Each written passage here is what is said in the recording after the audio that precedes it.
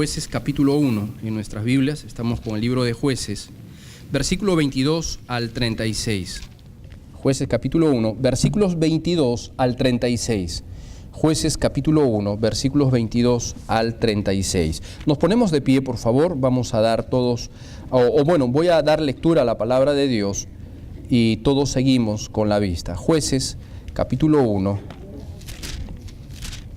versículos 22 al 36. Jueces capítulo 1, versículo 22 al 36. O lo hacemos todo, un versículo, yo leo el primer versículo y todos ustedes el segundo, ¿les parece? Amén. Así todos juntos, por favor. Jueces capítulo 1, versículos 22 al 36. La palabra de Dios dice así: También la casa de José subió contra Betel y Jehová estaba con ellos. Y la casa de José puso espías en Betel, ciudad que antes se llamaba Luz. Y los que espiaban vieron a un hombre que salía de la ciudad y le dijeron: Muéstranos ahora la entrada de la ciudad y haremos contigo misericordia. Y él les mostró la entrada de la ciudad y le hicieron abrir los escadas, pero dejaron ir a aquel hombre con toda su familia. Y se fue el hombre a la tierra de los Eteos y edificó una ciudad a la cual llamó Luz, y este es su nombre hasta hoy. Tampoco Manasés atacó a los de Betel, ni a los de Judea, ni a los de Canaán, ni a sus aldeas, ni a los de Dor y sus aldeas, ni a los habitantes de Belén y sus aldeas, ni a los que habitaban en Megiddo y sus aldeas, y el cananeo que persistía en habitar en aquella tierra. Pero cuando Israel se sintió fuerte, hizo al cananeo tributario, mas no lo arrojó. Tampoco Efraín arrojó al cananeo que habitaba en Gezer, sino que habitó el cananeo en medio de él y del Gezer. Tampoco Zabulón arrojó a los que habitaban en Quitrón, ni a los que habitaban en Nalal, sino que el cananeo habitó en medio de él y le fue tributario. Tampoco Aser arrojó a los que habitaban en Ar, ni a los que habitaban en Sidón, en Abar, Y moró Aser entre los cananeos que habitaban en la tierra, pues no los arrojó. Tampoco Neftalí arrojó a los que habitaban en Betzem, ni a los que habitaban en Betán, sino que conectó los cananeos que habitaban en la tierra, mas dejó tributario los servidores de los moradores de Betán. Los amorreos acosaron a los hijos de Dan hasta el monte y no los dejaron descender a los llanos. Y el amorreo persistió en habitar en el monte de Heres, en Arnón, pero cuando la casa de José cobró fuerzas, lo hizo tributario. Y el límite de los amorreos fue desde la subida de Acrabín, desde Sela hacia arriba. Oremos. Señor, gracias te damos por este día, Padre amado. Pedimos que bendigas tu palabra. Rogamos, Señor, que puedas hablarnos en esta mañana. Entregamos este servicio, este tiempo de la predicación de tu santa palabra, Señor, en tus manos, para que tú puedas ser glorificado y tu iglesia, Señor, pueda ser edificada. En el nombre de tu Hijo amado, nuestro Señor y Salvador Jesucristo, lo pedimos todo. Amén. Amén. Pueden tomar asiento, hermanos, por favor. Pueden tomar asiento. En este pasaje encontramos la descripción de un cuadro trágico en la vida de Israel a causa de la desobediencia, y esto va a producir un constante declive en la vida de ellos hasta que entremos al siguiente capítulo, es decir, el capítulo 2. Recuerde que esta generación es la generación que sucedió a Josué y a los ancianos. ¿Se acuerda que Josué, cuando entra a la tierra prometida, dice que el pueblo siguió fielmente a Dios? Pero luego que murió Josué y murieron todos los líderes que vinieron juntamente con Josué, está sucediendo esto. Esta es la siguiente generación que le sucedió. Tristemente, no hicieron como Josué y esa generación de oro, sino que fueron más displacientes en lo que iban haciendo. Y de eso vamos a hablar. Tristemente refleja esto la característica de la sociedad en la cual estamos viviendo. En primer lugar, si usted está tomando notas allí, encontramos, la primera cosa que notamos es que el pueblo de Israel desarrolló una actitud negligente en cuanto al trabajo que Dios les había ordenado. Recuerde, Dios les había ordenado ¿qué cosa? Que ellos poseyeran la tierra prometida y que expulsaran a todos los pueblos. Dios les dijo que todo el lugar que pisara la planta de sus pies sería suya. Pero ellos tenían que conquistar la tierra y expulsar a los pueblos, limpiar la tierra, sojuzgar a esos pueblos. Tristemente, ellos no lo hicieron así. Tristemente, ellos consistieron en habitar con los cananeos. Ellos fueron muy negligentes, entraron a la tierra, ya tuvieron posesión, pero se conformaron, dijeron, bueno, ya tenemos casa, ya tenemos campos, ya tenemos fincas donde establecernos. Bueno, después los botaremos, que se queden mientras tanto en la tierra. Y terminaron quedándose. Pero ¿sabe qué sucedió? Que subestimaron el poder del pecado, subestimaron el poder del enemigo. Fíjese, por favor, la situación en descenso que ellos van sufriendo. Versículo 21. No sé si pueden arreglar ahí, creo que no está funcionando, Juancito. Ahí está. Versículo 21. Dice, mas el Jebuseo que habitaba en Jerusalén no lo arrojaron los hijos de Benjamín, y el Jebuseo habitó con los hijos de Benjamín en Jerusalén hasta hoy. Observe, por favor, los jebuseos habitaron con los hijos de Benjamín. Versículo 29. Vea la manera gradual como va sucediendo las cosas. Versículo 29. Tampoco Efraín arrojó al cananeo que habitaba en Geser, sino que habitó con el cananeo en medio de ellos. ¿Nota el proceso gradual? En el caso anterior estaba habitando con ellos. Ahora ya no está con ellos. Ahora ellos están en medio de Israel. Versículo 30, el mismo caso. Tampoco Zabulón arrojó a los que habitaban en Quitrón, ni a los que habitaban en Alal, sino que el cananeo habitó en medio de él. Vea por favor la secuencia. Estaban habitando con ellos, ahora están habitando en medio de ellos. Versículo 31, y moró Aser entre los cananeos. ¿Se da cuenta del cambio radical? A ver, creo que necesitas el micrófono, Juancito, disculpe. A ver, vamos a tratar de arreglar esto. Versículo 31, ¿se da cuenta del cambio, por favor? Disculpe.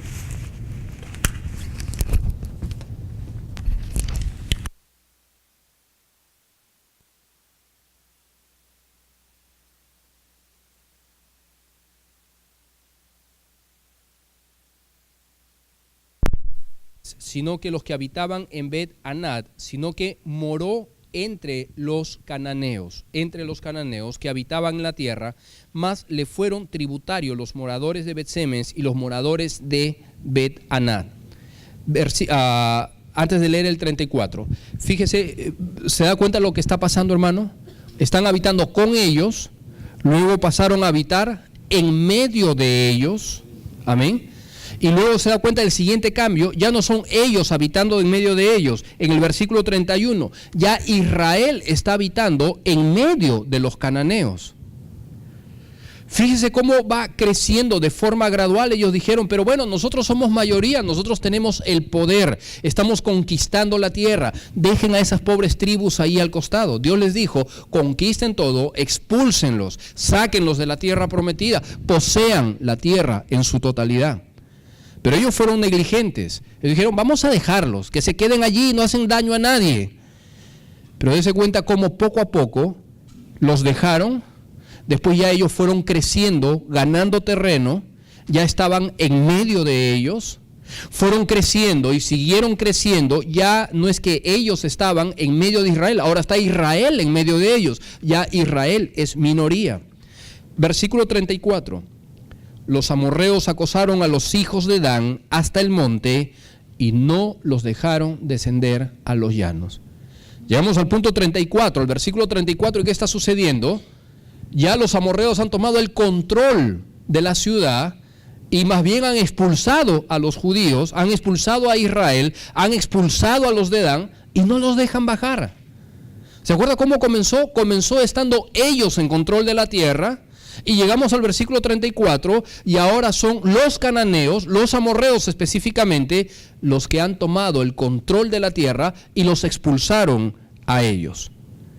Un solo pecado, hermanos, marca la diferencia. Fíjese por favor versículo 32 en sus Biblias. Gracias, Juancito.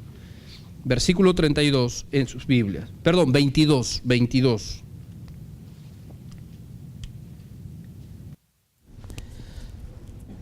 versículo 22. Muchas veces olvidamos, hermanos, que un solo pecado puede hacer una gran diferencia. Antes de leer el versículo 22 y explicarles, la Biblia nos pone ese ejemplo. Sabe que Dios también nos ha ordenado, nos ha pedido, nos ha exhortado a través de la palabra de que el creyente también, la conquista que el creyente va haciendo acerca del pecado debe ser total. Pero a veces nosotros muchas veces somos negligentes y decimos, bueno, pero es que esos pecados al final y al cabo no son tan malos. No creo que esos pecados hagan tanto daño, y nos acostumbramos y convivimos con el pecado. Pero lo que no nos damos cuenta, hermanos, es que nosotros podemos tener una actitud muy negligente con el pecado, pero el pecado no tiene una actitud negligente con el creyente. El hecho que nosotros pensemos que no estamos en guerra no quiere decir que Satanás se haya rendido. Él sigue considerando y entendiendo que sí estamos en guerra. Y poco a poco va ganando mayor territorio. Vea que un solo pecado marca una gran diferencia. En el versículo 22 dice que José subió contra Betel y Jehová estaba con ellos. Y la casa de José, puso espías en Betel, ciudad que antes se llamaba ¿cómo? Luz. Muy bien. Y los que estaban vieron un hombre que salía de la ciudad y le dijeron, muéstranos ahora la ciudad y haremos contigo misericordia. Y le mostró la entrada a la ciudad y la hirieron a filo de espada, pero note allí por favor, pero dejaron ir a aquel hombre con toda su familia. Vamos a conquistar la tierra. Es un hombre, no marca mayor diferencia, déjelo salir, que se vaya. ¿Puedo irme con mi familia? Vete con tu familia, ya tomamos posesión de la ciudad. Pero fíjese, ¿qué es lo que hace ese hombre? Ese hombre se va, versículo 26, y se fue el hombre a la tierra de los Eteos. ¿Y qué hizo ese solo hombre, ese pobre hombre, ese hombre insignificante? ¿Qué hizo? Edificó una ciudad. ¿Y cómo la llamó? Luz. Y ese es su nombre hasta hoy. Un solo hombre, hermanos, marcó una gran diferencia. Dios dijo que exterminaran a todos esos pobladores, porque recuerden, tienen una cultura pagana, tienen una adoración pagana que tarde o temprano iba a contaminar a Israel.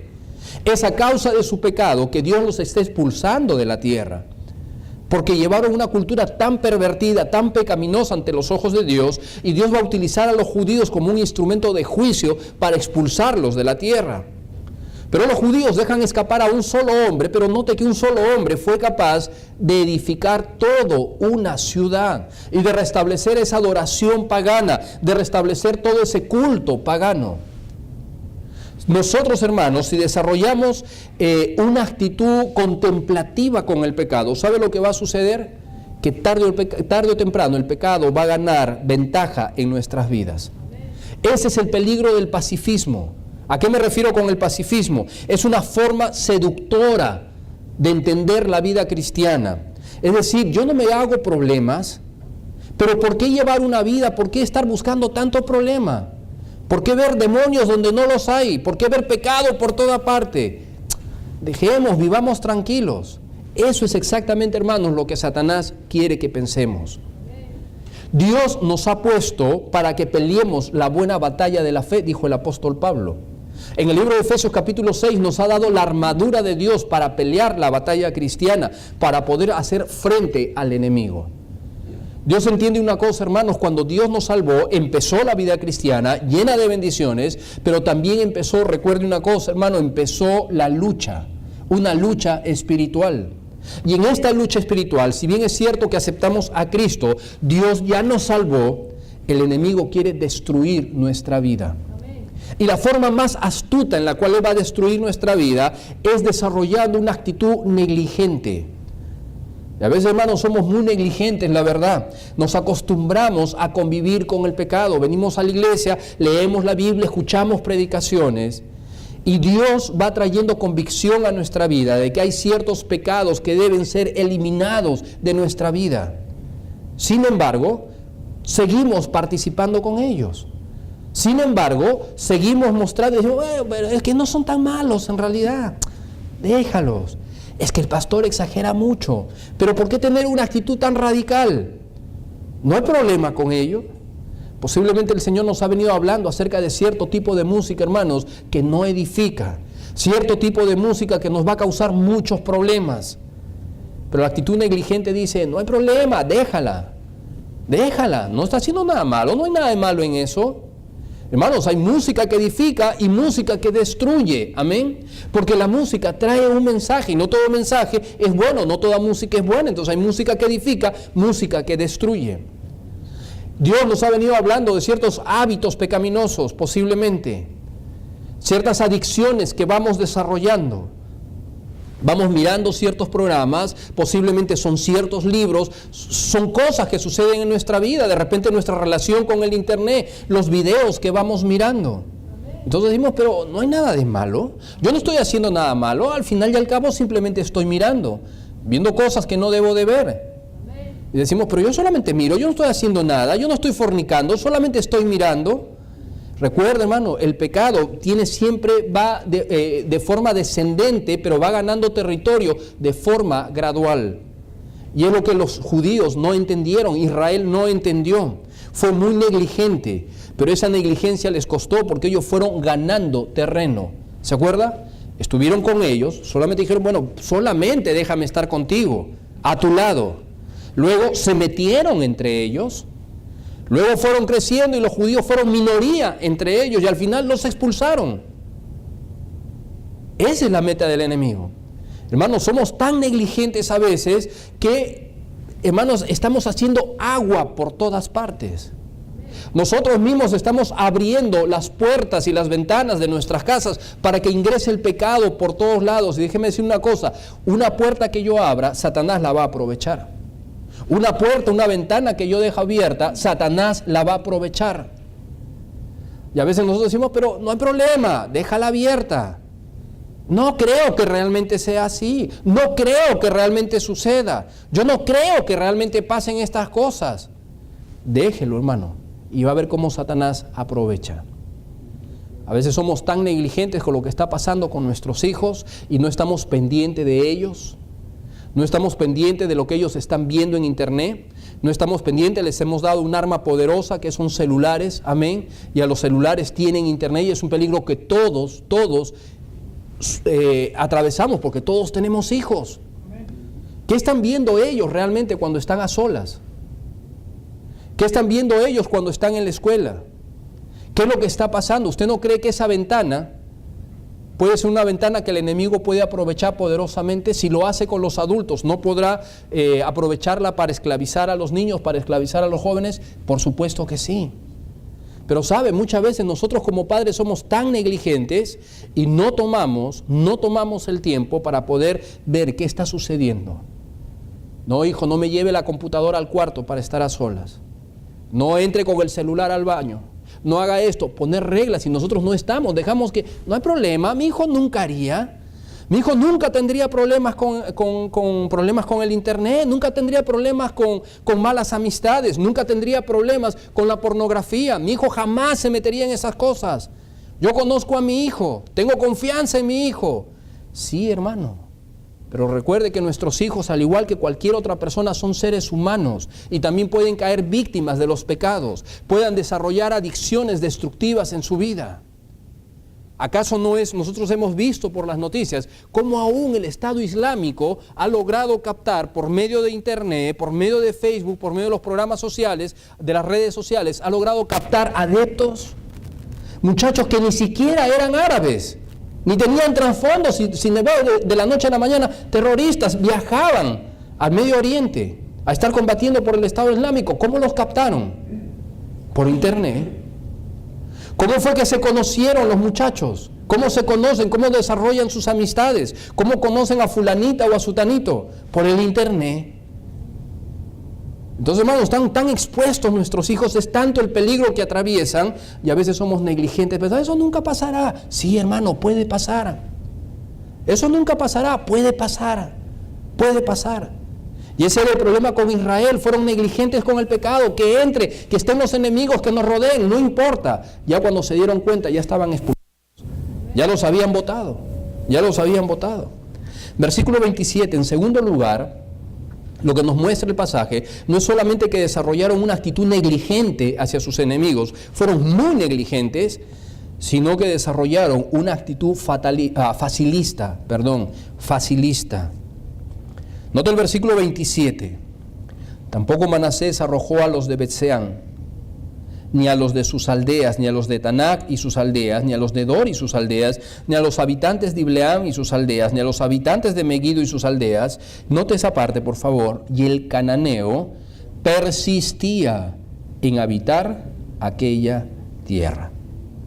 ¿Se da cuenta, hermano, que Dios nunca tuvo la intención de que la conquista de la tierra prometida sea fácil?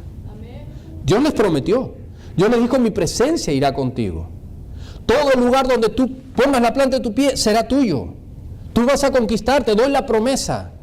Pero eso representaba de que el pueblo tenía que depender diariamente de parte de Dios, pero también tenía que luchar, tenía que ir y conquistar.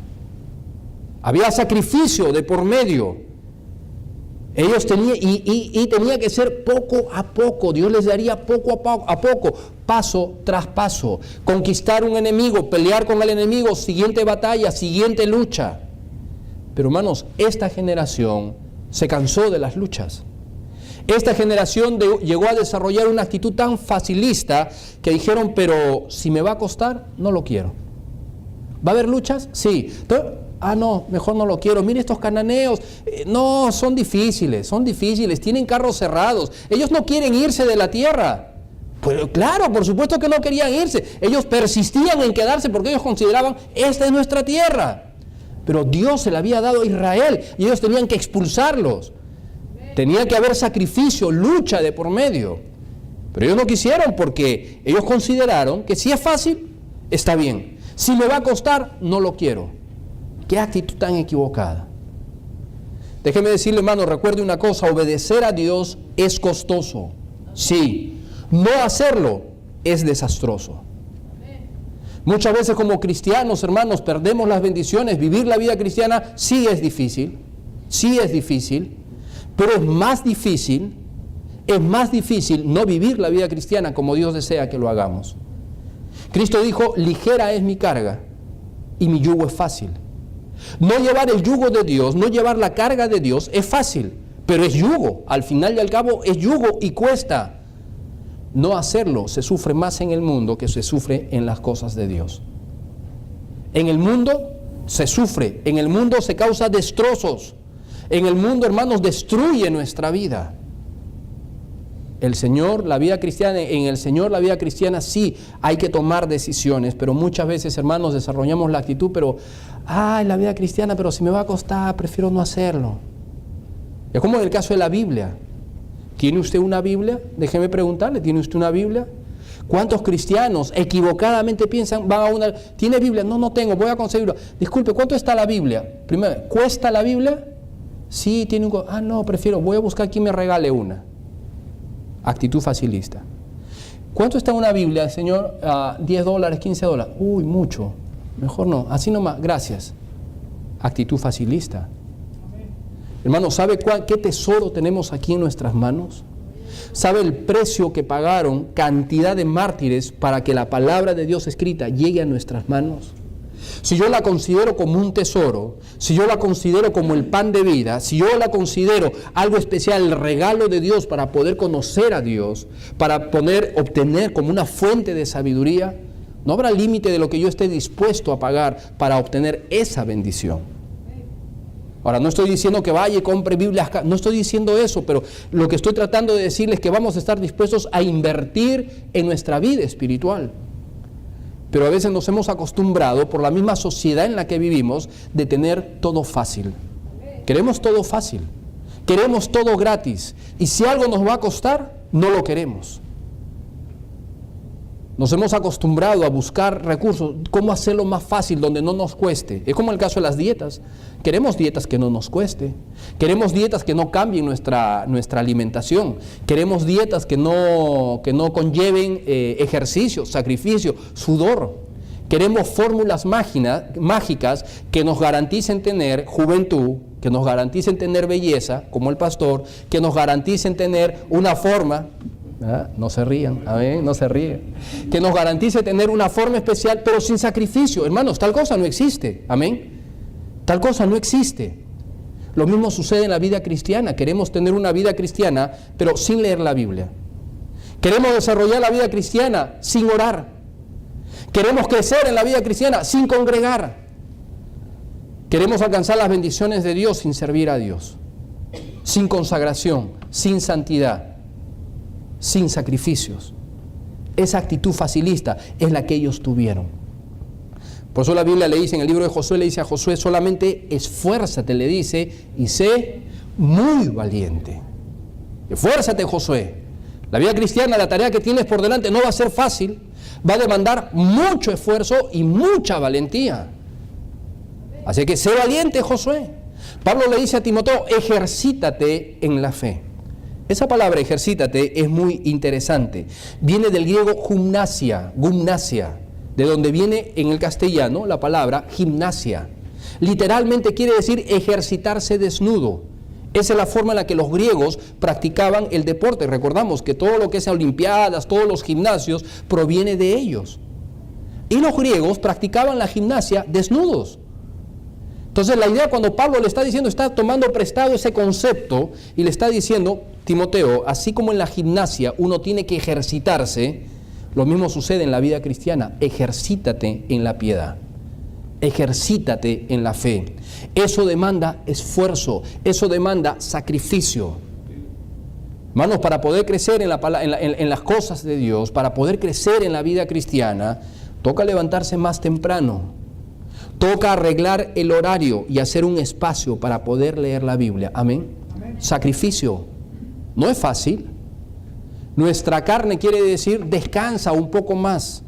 Pero si queremos crecer hay que hacer un espacio en el horario y decir, ¿sabes qué? Me voy a privar un poco de sueño, me voy a privar un poco o dejar de ver este programa o voy a privarme del descanso y voy a dedicar este tiempo a Dios y voy a buscar a Dios. Sacrificio.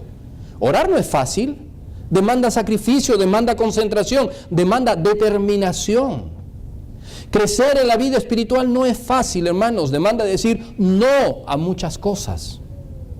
Como un buen atleta, amén. Demanda decir no al pecado, no a la tentación, esforzarme por crecer en la gracia de Dios. Sacrificio. No es fácil. Pero ellos dijeron, si va a ser fácil, cuesta, no lo quiero.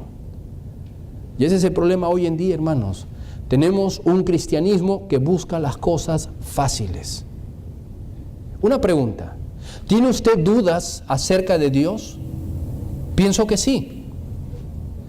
Ahora, yo le pregunto, ¿qué está usted haciendo para solucionar esas dudas que tiene? La actitud facilista dice, tengo dudas, algún momento alguien me las responderá. La diligencia dice, voy a acudir a la palabra de Dios y voy a investigar, voy a estudiar. Recuerde que tenemos un compromiso con la verdad. Y en este compromiso con la verdad, Dios nos ha revelado la verdad, pero toca acudir a Dios, buscar a Dios, acudir a la palabra de Dios y descubrir, escudriñar la verdad. Es necesario. A veces conversamos con mucha, pero hace un par de semanas estábamos en una célula estudiando y llegaron algunos, el esposo de una hermana. Y tenía muchas preguntas acerca de Dios. Muchas preguntas. Dice, que yo tengo muchas preguntas, mi mente es una confusión y todo. Bueno, tratamos de ayudarle lo más que podíamos en darle algunas respuestas bíblicas, pero lo más triste no eran las preguntas que tenía. Lo más triste no era toda la confusión que tenía. Lo más triste era su negligencia en buscar la verdad. En el fondo del asunto es que él no le interesaba buscar la verdad. En el fondo del asunto es que él no iba a tomar el tiempo para buscar la verdad. En el fondo del asunto es que él no iba a hacerse un espacio para tratar de decir, bueno, me suena inteligente, suena interesante lo que tú dices, es diferente a lo que yo creo, yo pienso, pero déjame, voy a tomar un tiempo, yo necesito buscar, entender, ver qué es la verdad. ¿Cuál es la verdad? No le interesaba. No le interesaba. ¿Sabe por qué? Porque la verdad cuesta. Hay que buscarla. Es como en el caso de Poncio Pilato. Poncio Pilato tenía a la verdad misma delante de él. Y se acuerda que le preguntó al Señor Jesucristo en el juicio, ese pseudo juicio, ese juicio fraudulento, ¿y qué es la verdad?, le dijo. Pero en el fondo del asunto a Poncio Pilato no le interesaba la verdad porque nunca esperó la respuesta de Cristo. Si hubiese guardado silencio y realmente hubiera sido sincera su pregunta, Cristo se lo hubiese respondido. Pero él no quería escuchar la verdad. Tenía dudas, ¿qué es la verdad? Se dio vuelta y continuó. No le interesaba encontrar la verdad. De igual manera, hermanos, como creyentes, ¿nos interesa encontrar la verdad? ¿Nos interesa buscar la verdad? ¿O solamente nos hemos acostumbrado a vivir con nuestras dudas? Nos hemos acostumbrado a vivir con nuestros pensamientos, nuestros conceptos, y no nos interesa la verdad. ¿Por qué? Porque cuesta. La vida cristiana cuesta. Mientras otras personas ahora mismo están durmiendo, mientras otras personas están en los parques de diversiones, mientras otras personas están descansando y, entre comillas, pasándola bien, cuesta, hermanos, venir a la iglesia. Amén. Cuesta venir y escuchar la palabra de Dios, pero es necesario, es una bendición. Pero una actitud facilista no nos va a ayudar. Hebreos 12:11 dice, dice, que ninguna disciplina al presente carece ser causa de gozo, sino de tristeza, pero después da fruto apacible de justicia para los que en ella han sido ejercitados. Si bien es cierto, este pasaje está hablando acerca de la disciplina que Dios da a los creyentes, es perfectamente aplicado también en el sentido de disciplinas cristianas que podemos ejercitar. Y la Biblia dice que ninguna disciplina es causa de gozo, sino de tristeza. Amén.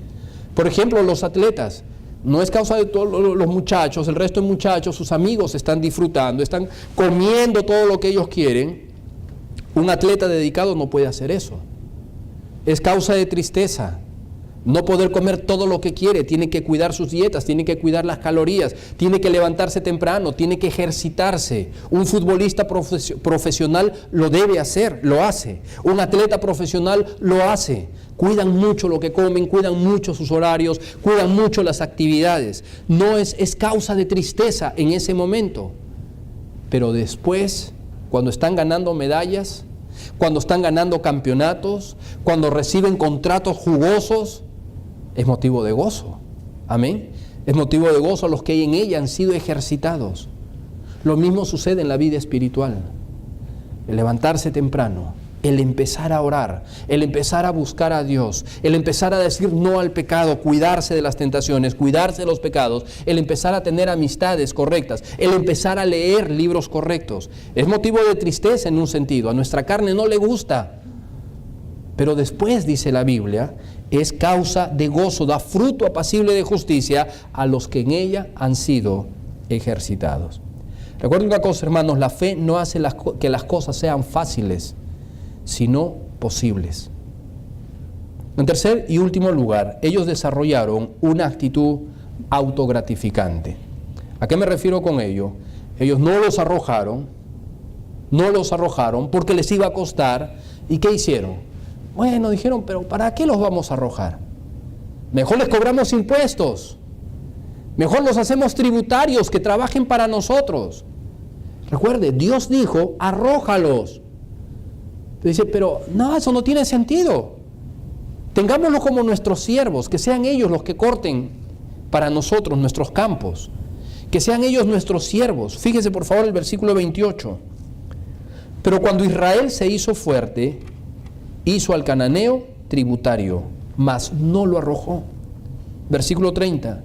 Tampoco Zabulón arrojó a los que habitaban en Quitrón ni a los que habitaban en Nalal, sino que el cananeo habitó en medio de él y le fue tributario. Versículo 35. Y el amorreo persistió en habitar en el monte de Eres, en Ajalón, en Salbín, pero cuando la casa de José cobró fuerzas, lo hizo tributario. Qué ingenuos que eran. Ellos pensaron que estaban ganando, ellos pensaron que estaban haciendo el negocio de su vida, y se olvidaron que se estaban convirtiendo en esclavos y que tarde o temprano ellos serían los conquistados. Claro, porque ellos se creían más inteligentes que Dios. Dios tenía una razón clara en decirles, arrójenlos, sáquenlos de la tierra. Pero ellos, como se consideraban más inteligentes que Dios, dijeron, ¿pero para qué? Hagámoslos tributarios. Jueces capítulo 2, versículo 3, por favor. Jueces 2, 3. Mire lo que dice: por tanto yo también te digo, no los echaré delante de vosotros, sino que serán azotes para vuestros costados, y sus dioses os serán tropezadero. Hermanos, la palabra tropezadero literalmente significa cebo o trampa. Ellos no los expulsaron, ellos los hicieron tributarios, pero con ellos venían sus dioses, su forma pagana de culto. Y sus dioses terminaron siendo esa trampa en la cual cayeron los israelitas. Es el cebo que pasó y la trampa agarró y ¡pum!, cayó. Los agarró. Y ahí quedaron presos, ahí quedaron cautivos. Y con eso la maldición de Dios. ¿Se da cuenta? Ellos dijeron: hagamos los tributarios que trabajen para nosotros. No. Ellos se creyeron más inteligentes que Dios, pero en realidad ellos terminaron siendo sus propios siervos. El versículo 36 nos da la nota irónica de esta situación. Y el límite del amorreo, dice, fue desde la subida de Acrabín, desde Selá hacia arriba. ¿El límite de qué? El límite del amorreo. Pero si estamos hablando de los límites de Israel. Por eso le digo, de la forma irónica en la que Dios presenta el límite del amorreo. Se había debilitado tanto Israel que al final ya no se trataba de sus límites, sino se trataba de los límites del enemigo, de los límites del amorreo. Una forma irónica de presentar, una forma irónica de llamar la atención a Israel y decirle: empezamos con tus límites y ahora tú no eres el que tiene control de la situación, ahora es el amorreo el que delimita sus límites. ¿Qué situación? ¿Por qué terminaron así? Empezaron bien, con éxito, conquistando la tierra, pero su negligencia de dejar pecados pendientes, su flojera de no poder expulsarlos, el hecho de buscar hacer tratos con el enemigo cuando la Biblia dice que no debemos hacer tratos. Juan 6:63 dice: el Espíritu es el que da vida, la carne para nada aprovecha. Santiago dice que o almas adúlteras, dice: ¿no sabéis que la amistad del mundo es enemistad contra Dios? Cualquiera pues que quiera ser amigo del mundo se constituye enemigo de Dios. Hermanos, este pasaje nos muestra tristemente una clara descripción del cristianismo hoy en día. Tenemos un cristianismo que no está siendo bendecido, ¿y sabe por qué? Porque es un cristianismo negligente, ingenuo. Hacemos agua por todos lados. Nos hemos acostumbrado a vivir con el pecado y ese pecado nos está lastimando. Ese pecado lo hemos dejado entrar a casa a través de la música, a través de la televisión, a través del internet, a través de muchas cosas. Y hermanos, estamos con prácticas que sabemos que están mal, con pecados que sabemos que están mal y que están destruyendo nuestra familia, y no estamos haciendo nada por sacarlos o retirarlos de nuestros hogares. No estamos haciendo nada, nos estamos acostumbrando. No estamos diciendo: pero este pecado, soy consciente de que el licor está destruyendo mi familia y no estoy haciendo absolutamente nada por retirarlo de mi vida. Soy consciente que estos programas de televisión no son buenos, pueden destruir a mis hijos y no estoy haciendo nada por retirarlos. Soy consciente que estas malas amistades, estas malas prácticas no nos están ayudando. Pero como soy muy negligente, dejo que todos los pecados entren. No hay ningún problema. Y eso está destruyendo nuestras vidas. Eso está destruyendo nuestro cristianismo. Estamos tan acostumbrados a lo fácil. Somos tan ligeros, sin profundidad. No leemos, honestamente.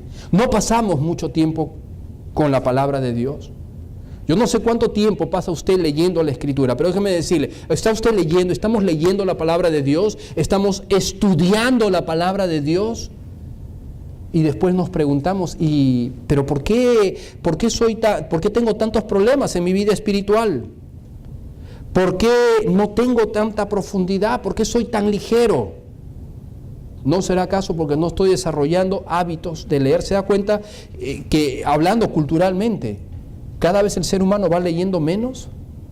Como tenemos el problema de los celulares y todo encontramos ahí, ya la lectura ha pasado a segundo plano. No leemos. Nuestros hijos no leen. Todos buscamos, queremos que las películas nos expliquen todo. Somos muy visualistas. hemos dejado paso, hemos cambiado.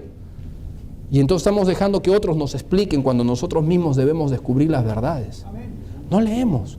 Necesitamos leer la palabra de Dios. Necesitamos estudiar. Haga un esfuerzo, compremos libros cristianos saludables. ¿Tiene libros saludables? ¿Qué es lo que leemos? ¿Qué alimentamos nuestra mente? ¿Con qué están alimentando, hermanos, nuestros hijos su mente? Si todo el tiempo están con los celulares, todo el tiempo están con los videojuegos, ¿con qué están alimentando su mente? ¿Con qué están alimentando su alma? ¿Con qué están alimentando su espíritu? Fácil. Estamos criando una generación facilista. Y eso tarde o temprano los va a destruir, hermanos. Y a veces nosotros, somos los grandes culpables de eso. ¿Sabe por qué? Porque a veces queremos darle a nuestros hijos todo lo que ellos piden. Ellos simplemente tienen que abrir la boca, como decimos, y nosotros la llenamos de todo lo que ellos piden, porque los amamos. Un mal enfoque del amor, dicho sea de paso. Ellos simplemente tienen que pedir o hacer un berrinche por ahí y nosotros satisfacemos todos sus deseos. Y no nos damos cuenta, hermanos, que estamos construyendo una generación facilista, no les estamos enseñando a sacrificarse, a luchar por lo que ellos quieren. Y lo mismo estamos haciendo en el tema espiritual, peor aún. ¿Por qué no veo obrar a Dios en mi vida?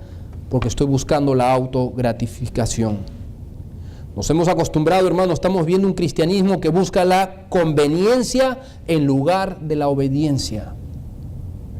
Aquí en este pasaje encontramos, Dios les está diciendo, obedezcan, dice Dios. Eso los va a destruir, tengo razón en lo que les estoy diciendo.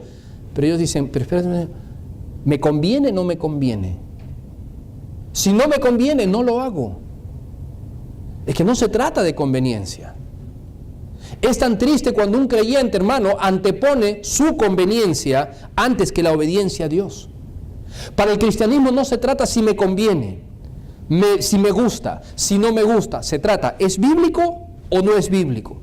Si esto es lo que Dios quiere, eso lo hago aunque me cueste. Amén. Esa debe ser la actitud. Para el creyente no se trata de que, si me gusta, si me parece, si me suena lógico. No nos tiene que sonar lógico. No nos tiene que gustar lo que Dios nos diga. No nos tiene que convenir económicamente lo que Dios nos diga. Simplemente tenemos que obedecer y Dios honra la obediencia. Si Dios lo dice, yo lo voy a hacer, aunque me cueste. Si Dios lo dice, yo lo voy a hacer, aunque no me guste lo que tengo que hacer, aunque no genere un placer para mí, yo lo voy a hacer.